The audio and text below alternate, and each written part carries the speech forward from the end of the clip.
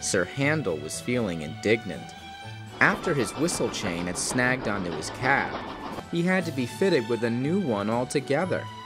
Unfortunately, due to an order mix-up, the new whistle was very different from his old one. It was loud and shrill, and he didn't like it at all. He was still feeling grumpy as he brought his coaches into Croven's gate that morning. Good morning, Sir Handel. What's so good about it? I got fitted with this new silly whistle. As if to prove his point, he blew it long and loud. The passengers held their ears, but Gordon was impressed. Silly? Why, that's an A4 whistle. You should consider yourself lucky, my dear engine. Some of the most prestigious engines in history have that very whistle.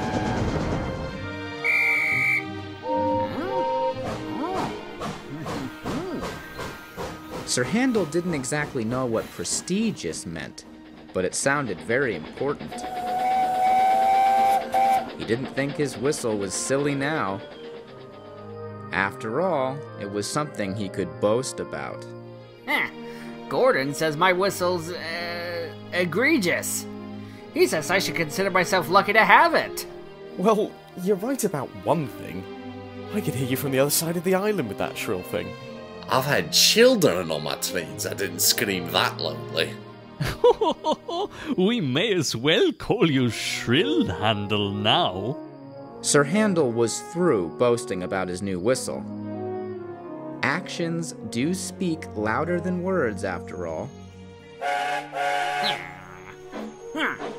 They're all jealous. They're jealous, I'm telling you. Well, I'll show them. I'll show them my whistle's just as egregious as Gordon said it was. Sir Handel's passengers were the first to fall victim to his sour mood, as the sound of his new whistle pierced their ears. Easy, boy. We're trying to say hello to our passengers, not make them go deaf. But Sir Handel didn't care, and he blew his whistle once more as he pulled away.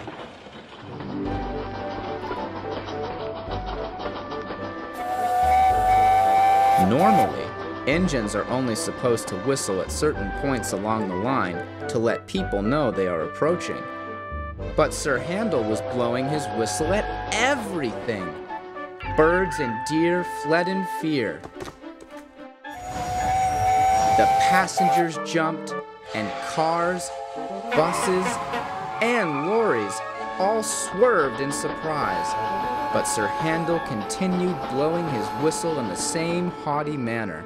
Pipe down, you maniac! All the while, the ringing in his crew's ears was getting louder and louder.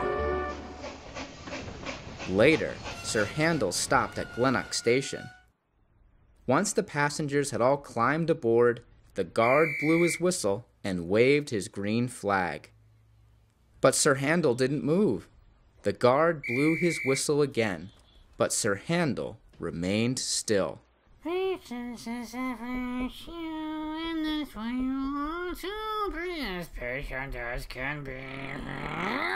on! What's the holdup? We're gonna be late! Once more, there was no reply. The guard rushed over to see what was the matter, only to find the driver and fireman standing soundly in the cab. Didn't you hear the whistle? What? What whistle? Speak up, will you? By the way, where's all that ringing coming from? Huh. Well, that explains it. Thanks to all your silly whistling, your driver and fireman can't hear a thing. The train won't be going anywhere now. Sir Handel felt very embarrassed. Soon, Sir Handel's driver and fireman were taken to a nearby hospital, and Peter Sam arrived to take Sir Handel and his train the rest of the way. Well, looks like Shrill Handel struck again. Sir Handel said nothing as he clanked meekly behind.